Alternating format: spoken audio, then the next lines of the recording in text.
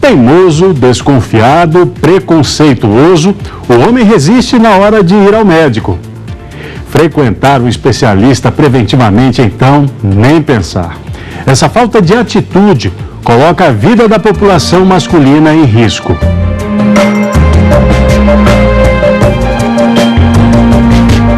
Pais de família, provedores, responsáveis pelo pão de cada dia. A maioria das famílias brasileiras conta com essa figura masculina dentro de casa. Muitas vezes também são teimosos, principalmente quando o assunto é visitar o médico. É uma questão muito mais cultural do que preguiça propriamente dita. A questão é que, assim, desde dos períodos de guerra, dos períodos bélicos, aqui no século XX, por exemplo, o homem ele tinha que apresentar uma atitude positiva e indestrutível, né? Os próprios veículos de mídia, cinema, enfim, os livros, todos eles propõem esse homem, né, indestrutível. Então, o fato de ele ter que procurar o serviço de saúde significa que essa saúde indestrutível não está exatamente tão potente como ela deveria. O homem não procura o serviço de saúde, principalmente a prevenção. Quando ele busca o serviço de saúde, ele já está com a saúde bastante comprometida. E os homens, o que acham disso? Por dentro ele tem medo e também tem essa história de achar que o homem é superior, essa história, isso é ilusão, né? Como eu tenho 25 anos, até um certo tempo, na adolescência, eu tinha um pouco de restrição. Mas depois que você vai amadurecendo, você tem a noção que tem que se cuidar, né? O homem tem que se cuidar. Mas ele ainda tem um preconceito ainda ao vir ao médico. O Daniel tem razão. O fator idade é importante. Mas será que quanto mais velho, maior a probabilidade de ficar doente? O Dr. Clayton alerta que isso está relacionado com o histórico do paciente. Se ele nunca fez exames de rotina, descobre as doenças tarde demais. E acredite, até uma simples dorzinha de cabeça não deve ser ignorada. O infarto para um homem jovem, o que eu falo de um homem jovem até os seus 40, 45 anos, ele é um infarto fulminante, ele vai levar esse homem embora mesmo. E muitas vezes ele está passando ali, por exemplo, por uma dor de cabeça intensa, por um mal-estar, e ele não entende isso como um indicador, como um alerta interessante para fazê-lo buscar essa assistência à saúde. E quando acontece o evento, ele já vem de maneira trágica. Então é muito relevante que a gente valorize um pouco mais, especialmente os homens, valorizem um pouco mais esse tipo de sinal que aparece. Hipertensão, diabetes, infarto, AVC e câncer. Quando eles passam dos 50, essas palavras assustam. Foi assim com o seu Quintiliano. Há 3 anos descobriu que tinha câncer no intestino, uma doença silenciosa que pode matar se não for tratada. O seu Quintiliano só descobriu o câncer de intestino depois de fazer um check-up em um cardiologista. E fez uma série de exames, os resultados não foram lá tão animadores, né, seu Quintiliano? Mas nunca passou pela cabeça que o senhor tinha esse câncer. Exatamente, jamais poderia imaginar que estava com câncer. A partir daí, o proctologista tomou conta e fez tudo que podia fazer pela minha vida. Se eu estou diagnosticado, eu tenho que tratar, eu não posso fugir. O câncer de intestino atualmente é o 2º câncer que mais mata no mundo inteiro e é o 3º câncer que mais mata no Brasil, porque no Brasil a gente ainda tem uma grande quantidade de pessoas que fumam, tem ainda câncer de colo de útero, mas é o 2º câncer que mais mata no mundo. E uma das grandes peculiaridades dele é que é um câncer evitável. Por exemplo, quando a gente faz um exame para prevenir vários outros tipos de câncer, o objetivo é achar o câncer inicial. No caso do câncer de intestino, o que a gente quer é achar o pré-câncer. Então, com um exame simples, que se chama colonoscopia, eu consigo ir lá, examinar o intestino grosso desse paciente, achar o pré-câncer, remover o pré-câncer e evitar desse paciente ter câncer. Mas espera aí, doutor, essa conta não fecha. Se é fácil assim acabar com o câncer de intestino antes mesmo de ele existir, onde está o problema? As doenças que a gente trata, elas afetam tanto os homens quanto as mulheres. Mas eu encontro uma dificuldade muito maior, principalmente no que diz respeito à prevenção do câncer de intestino com relação aos homens. Porque, em geral, envolve exames do reto e do ânus e existe um certo preconceito quanto a isso. Preconceito bobo que pode tirar muitas vidas. Um dos exames feitos por esse coronel aposentado do Exército foi a colonoscopia. A colonoscopia é um exame tão tolo, tão banal, e não implica em absolutamente nada. Pesquisas feitas nos Estados Unidos apontam que o exame de colonoscopia reduz em mais de 50% o risco de morte por câncer de intestino. O paciente é sedado e o procedimento é feito com uma microcâmera de alta resolução, que é inserida pelo reto e ilumina o interior do intestino, mostrando assim as possíveis lesões. Muitos pacientes realmente não têm informação que deveriam fazer esse exame e é adequado para as pessoas com risco médio, ou seja, aquela população geral que não tem parente com câncer e nada disso, é com 50 anos de idade. E aqui, mais uma vez, eu estou falando de gente que não tem sintoma. Então, se o paciente tem dor abdominal, sangramento nas fezes, qualquer coisa desse tipo, a história é outra. Estou falando de pessoas que estão em casa, absolutamente assintomáticas, levando sua vida normalmente. Depois do tratamento e da operação, ele ainda teve de passar por uma quimioterapia. Mas hoje o coronel está aí, cheio de saúde. O senhor se arrepende de não ter vindo antes fazer a prevenção? Totalmente. É uma tolice minha não ter feito essa prevenção antes. Falam que depois dos 50 tem que fazer esse exame. Eu acho que o melhor é fazer lá pelos 40 já. Para prevenir? Para prevenir mesmo. Porque é altamente previsível que a pessoa vai ter uma doença grave se não prevenir. Como é prevenível, como a possibilidade de um mal se tornar muito grande, essa possibilidade é realmente forte, é melhor prevenir porque não vai acontecer nada. Eu quero que o paciente venha para mim antes dele ter sintoma, porque a gente consegue examinar esse paciente, achar o pré-câncer, remover o pré-câncer e realmente evitar dessa pessoa ter câncer.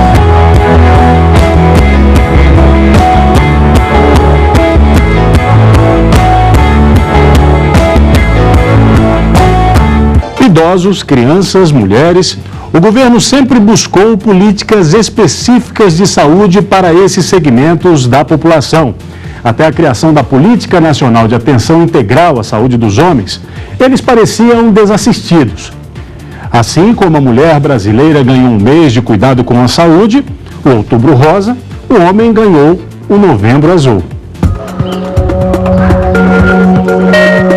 Todos estão à espera de um atendimento. Uns olham para o lado, outros colocam óculos de sol para disfarçar a timidez. Essa fila de um posto de saúde de Sobradinho, cidade satélite do Distrito Federal, é composta apenas por homens e de várias idades. Acho que o homem ele tá procurando se tratar, tá? Ele está procurando mais um médico, muito mais. Sempre eu estou me consultando, tá? Que a gente vive num estado que, infelizmente, a saúde é precária e se a gente não se cuidar, meu amigo, não tem como.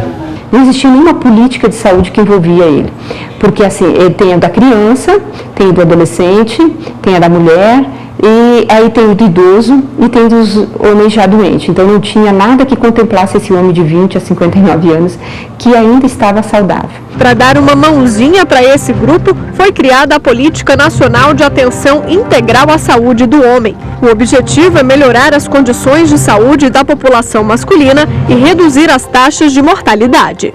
Para cada 5 pessoas que morrem no Brasil, na faixa etária de 20 a 30 anos, 4 são homens. A cultura impõe que o homem seja vencedor, que corra riscos. Então esse é um dado que a gente está tentando reverter, fazer prevenção, mostrar que este homem não precisa responder às expectativas da cultura, que o homem tem que correr risco, ele não precisa disso. Ele precisa se cuidar para cuidar da sua família. Morre normalmente do quê? A primeira grande causa, a gente sabe que é a violência, o trânsito, tudo, mas a segunda grande causa é cardiorrespiratória. Ele morre porque tem uma crise hipertensiva, porque ele tem um infarto, tem um AVC, e às vezes ele tem uma comorbidade que é o diabetes. E a terceira grande causa é os cânceres. E aí entraria o câncer principal, assim, se a gente tinha antes o pulmão, que era muito por causa do tabagismo, agora não, agora a gente já conseguiu sensibilizar e ainda a próstata é um câncer que nos preocupa, né? Preocupa porque é o segundo câncer mais comum entre os homens no Brasil. Só no Distrito Federal, em 2012, a Secretaria de Saúde registrou mais de 800 casos. A próstata é uma glândula que só os homens têm e fica na parte baixa do abdômen. É um tipo de câncer silencioso e, por isso, muitos homens chegam tarde demais nos consultórios. Você se expõe, você passa um período assim que você sai do... Eu acho que eu sabendo do que passa, assim, se eu chegar a contar para fulano vai dizer, eu não vou não. Mas a gente tem que ver que ele tem que viver mais um pouco. Né? Tem que bastante. O câncer não tratado, ele pode ter uma evolução de 10 anos. De todos os cânceres que nós temos, de todos os órgãos, o câncer de próstata é o que tem evolução mais lenta. Até por causa disso, é que a maioria dos homens não sentem nada e acham que não tem nada, e às vezes a doença já está instalada. Né? Por isso a importância do exame preventivo. As desculpas para não ir ao médico são muitas, principalmente porque o atendimento, na maioria das vezes, acontece no horário de trabalho. Pelo menos esse problema a doutora Maria Aparecida não tem por aqui. Neste posto de saúde foi criado um núcleo especial para eles. O atendimento acontece em terceiro turno, de 6 às 10 da noite. Tem que ser assim, bem objetivo, ele tem que ter resposta rápida e você tem que ser o mais resoluto possível. Você tem que tentar captar, trazer para você assim, o que é a essência da consulta dele, assim, do que ele realmente quer e tentar agilizar de forma rápida. Assim como você vai procurar um médico e você está com resfriado, você iria procurar para fazer um exame de rotina, com solicitações de exames, porque a gente, quando pensa em exames preventivos, a gente não está falando só na consulta naquele exame do toque retal, a gente está falando de exames laboratoriais, identificação de algumas doenças que às vezes eles não tenham percebido e solicitação de outros exames mais específicos. Luiz Batista, tudo bom? Tudo bom, seu Luiz? Boa noite, tudo bom? Pode sentar aqui um pouquinho para a gente conversar? Tudo bom? Deve. Aos 86 anos, seu Luiz vem acompanhado do filho para pedir uma orientação. O exame da próstata está alterado. Faz uns 5 anos que a gente vem, eu e meu irmão, a gente vem tentando fazer, ele virou médico. E faz 2 anos que ele foi a primeira vez. E daí agora, todo ano, ele está vindo. E a gente vê esse posto aqui porque eu vi, falando a respeito da saúde do homem, que aqui existia um tratamento especial para o homem. E aí, seu Luiz, de agora em diante vai se preocupar mais com a saúde? Eu estou preocupado quando eu ficar velho. Ainda está jovem. Agora eu estou querendo casar, ué.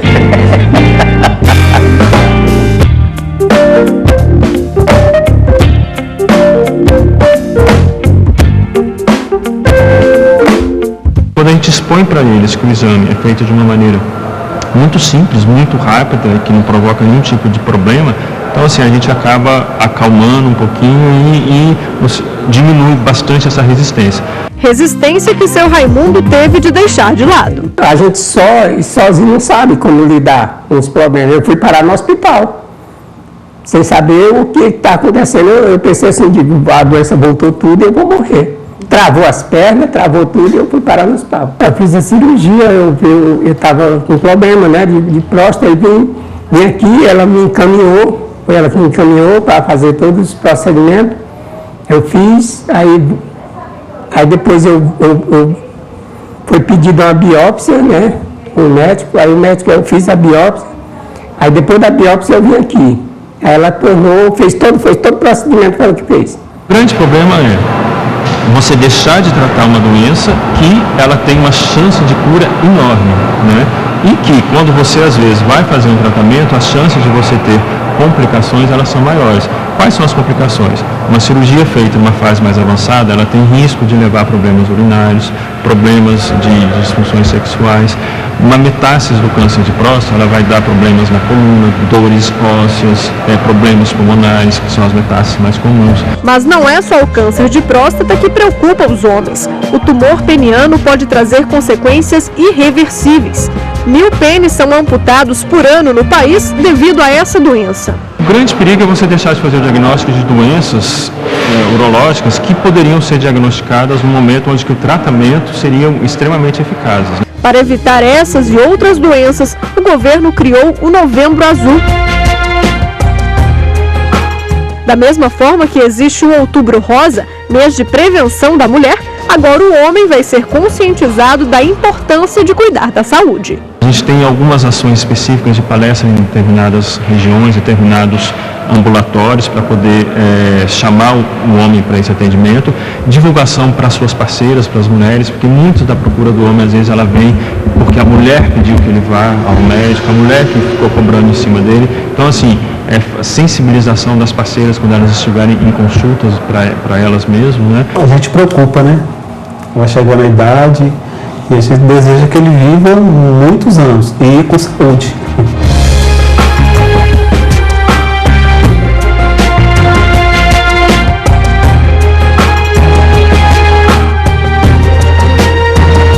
Frequentar uma academia tem sido a alternativa encontrada pelos homens para ter qualidade de vida e, consequentemente, cuidar da saúde. O exercício físico pode evitar males que são como bombas prestes a explodir: a hipertensão e a diabetes, por exemplo.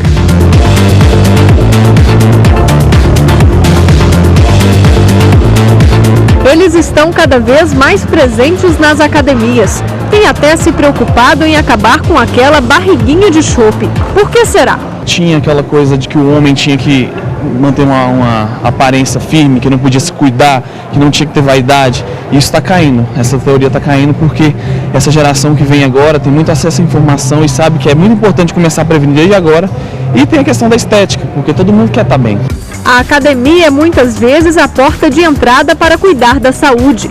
Alguns pacientes chegam ao consultório do Dr. Clayton querendo apenas uma dieta, mas na varredura dos exames é possível descobrir outros problemas. A gente aproveita essa oportunidade e faz espalha ele nessa agenda programada de saúde. Então, meu colesterol elevou, vamos encaminhar para o cardiologista. O senhor já fez, o senhor tem 40 anos ou mais de 40 anos, o senhor já fez algum exame de próstata, algum marcador do gênero? Não, nunca fiz, então vamos encaminhar para o urologista. E assim, consecutivamente, de sorte que esse indivíduo finalmente se vincule ao serviço de saúde. E é muito importante que esse profissional da porta de entrada, que recebe inicialmente esse indivíduo, que ele seja muito consciencioso, muito didático, muito pedagógico ao explicar a necessidade desse indivíduo cuidar da tua saúde, não só por uma questão única de doença, mas ele tem que entender que ser saudável a longo prazo vai ser muito bom para ele, por vários motivos. A hipertensão e a diabetes são as que mais preocupam. Elas podem desencadear uma série de doenças. O acidente vascular cerebral ou vascular encefálico, ele vai ser ocasionado por um quadro hipertensivo crônico que está acontecendo, que está se arrastando e que muitas vezes não é tratado adequadamente em tempo ideal. E a população que mais sofre, mais é acometida por esse tipo de morbidade, é justamente a população masculina. Então, o homem, nesse caso, ele é importante que ele tenha essa atenção, por exemplo, em aferir a pressão, em procurar o seu cardiologista, em fazer atividade física frequentemente, em se manter no peso certo, porque tudo isso aí resolve uma série de questões. Eles não procuram simplesmente pelo prazer de ter que vir malhar, a maioria não gosta, inclusive, de estar na academia. Então, é justamente pela busca da retomada da saúde que eles buscam especificamente o treinamento da musculação na academia. Anderson só levou a sério os exercícios depois de saber que tinha grande chance de ter pressão alta. E meu avô, meu pai, todos eles vêm com histórico de hipertensão. Eu já fui ao cardiologista e eu tenho a tendência a ter a hipertensão. Então esse foi um dos motivos que me levaram à prática mais séria da atividade física, né? Não só pelo lado da estética, e sim pela saúde. Eu comecei com isso tudo por conta da estética, assim como a grande maioria das pessoas. Só que com o passar do tempo você percebe que a saúde é muito mais importante e a gente já tem essa tendência de querer cuidar mais da gente. O exercício físico ajuda e muito a prevenir essas e outras doenças. Melhora-se taxas sanguíneas, melhora-se hipertensão arterial se você tiver. Então o controle da sua saúde é muito mais fácil e você tem uma garantia muito maior de um futuro mais tranquilo.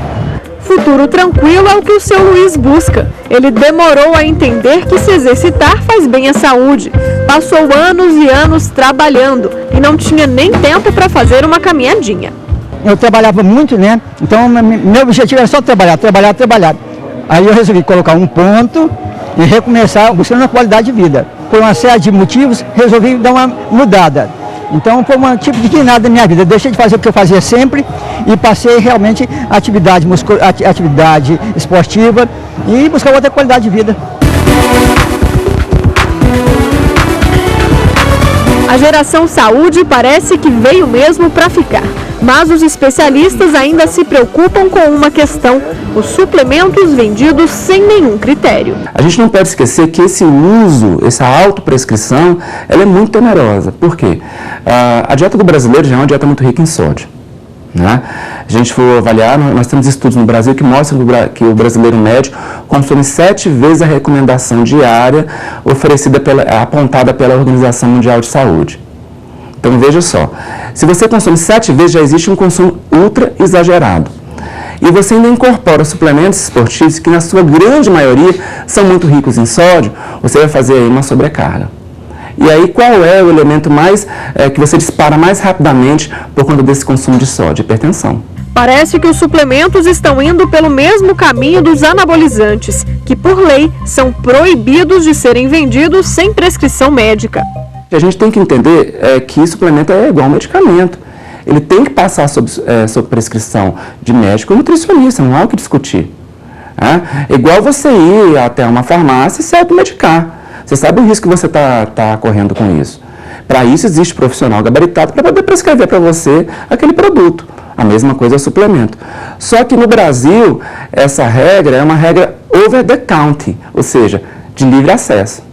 As redes sociais facilitam esse mercado. É comum encontrarmos suplementos à venda online. Em vários grupos são oferecidos suplementos específicos com facilidade no pagamento e pronta entrega.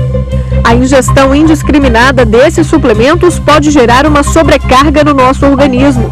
E não pense que é raro os médicos receberem esse tipo de paciente nos consultórios. O Dr. Cleiton tem vários casos para contar, até de um jovem que tinha vitamina demais no corpo. Quando ele chegou, tinha 5 anos, que ele não fazia nenhuma varredura laboratorial. Nada. Que ele não procurava um clínico, um cardiologista.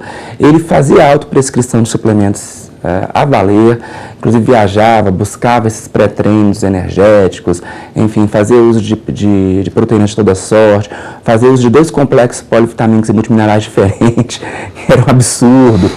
E na ocasião que ele chegou, eu, claro, solicitei os exames laboratoriais, a gente percebia que ele estava com sobrecarga em todos os marcadores de vitaminas e minerais, é um absurdo aquilo, fígado sobrecarregado, evidentemente, e apesar dele supostamente ter uma dieta já saudável, o colesterol estava bem elevado e ele estava intolerante à glicose. O ideal é buscar um atendimento específico numa clínica, com um clínico geral, e não esquecendo de passar por outras especialidades como otorrinolaringologista, oftalmologista, por que não dermatologista também, porque tem que se ter essa preocupação também com a sua pele, com a sua saúde, com a sua parte visual. Então, o ideal é você primeiro o primeiro passo é procurar um atendimento específico para que você tenha uma segurança de começar a atividade física sem nenhum problema.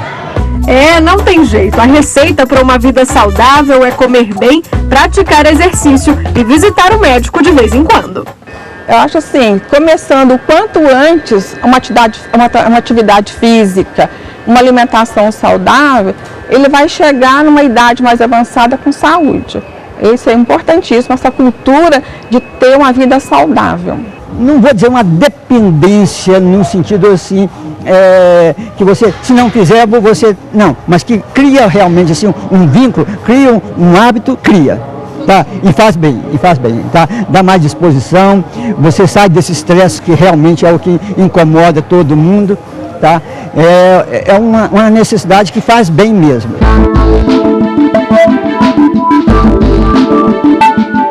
O Repórter Justiça fica por aqui. Participe do nosso programa, envie uma sugestão de reportagem para a gente.